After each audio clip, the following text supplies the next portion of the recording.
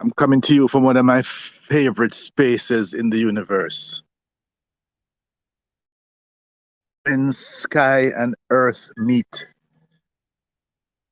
and you can see the mountains and you can see the sky, the beauty of nature in the early morning.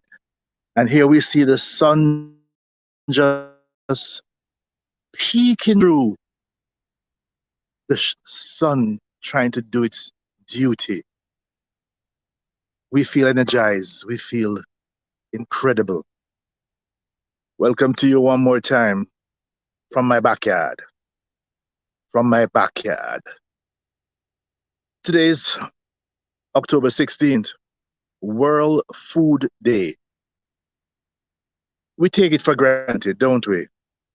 And we make so many serious mistakes with our food. But do you understand the reality of this thing called food, folks? If you give them the power to feed you, they can also take the power to starve you. When we have food policies that just easily put the hands of the food of our people to the whim of some importer, somebody who can bring in a shipment of something that they get for cheap somewhere and just dump it on us, huh? World Food Day. I believe with all my heart that, listen, if you're not feeding yourself, you're either a child, a pet, or a domesticated animal. And it doesn't take much to do that. We have all what it takes to be food self-sufficient and also to feed many others. We have perfect climate. We have adequate, more than adequate land. We have rainfall. Even when the rain don't fall, the dew water enough. We can grow food on our balconies. We can grow in backyards. We can grow in open land. But many of us have become so lazy. Who feeds you owns you. If you're not feeding yourself, you're either a child, a pet, or a domesticated animal.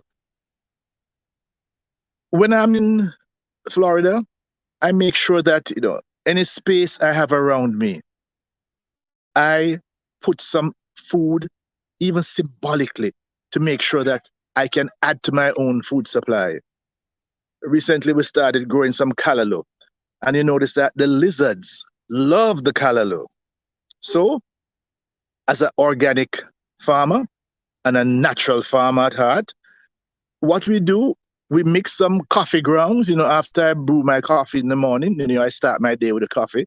After I brew my coffee, I save what we call the dregs. Huh? I add to that some Scotch bonnet pepper. You cut up the pepper, and I cut up some garlic, and I just sprinkle that around the bed in terms of where I plant my callaloo. And voila, all of a sudden, the lizards don't love my callaloo anymore. So even just to grow some callaloo, I do the same thing with lettuce. You can grow lettuce in pots.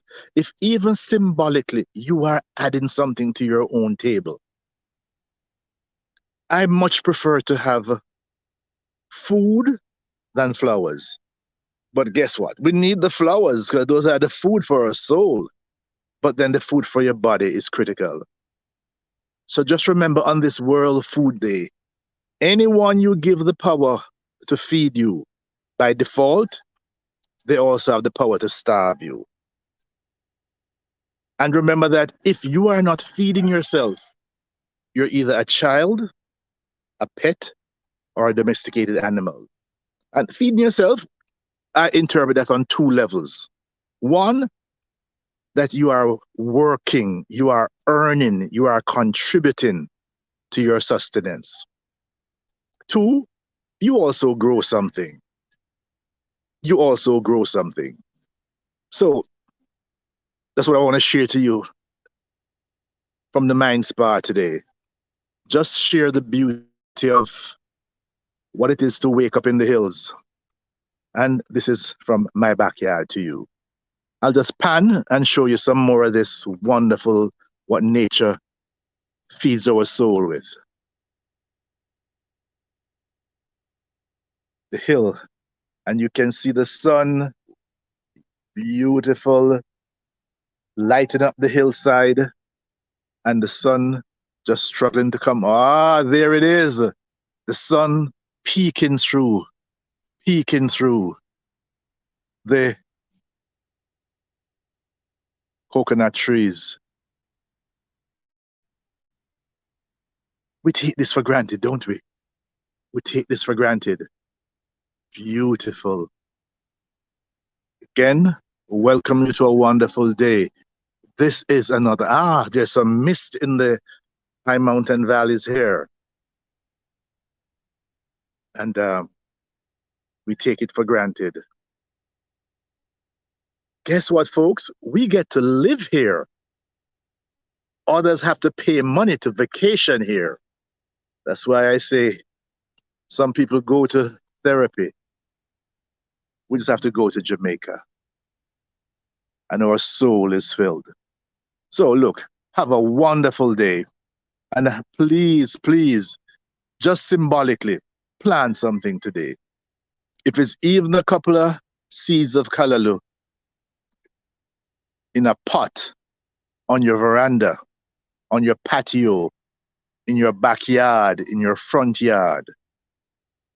Whoso feedeth you also has the power to starve you. And understand that. You hear the cock crowing? Yeah. Time to get up and to get out and get something done. So we continue this dialogue. I never tire of this site. Never tire. Never tire. Maybe because I spent my formative years in the hills of desire in Clarendon, looking down on Frankfield. That's why I feel so energized when I'm in the hills. Incredible.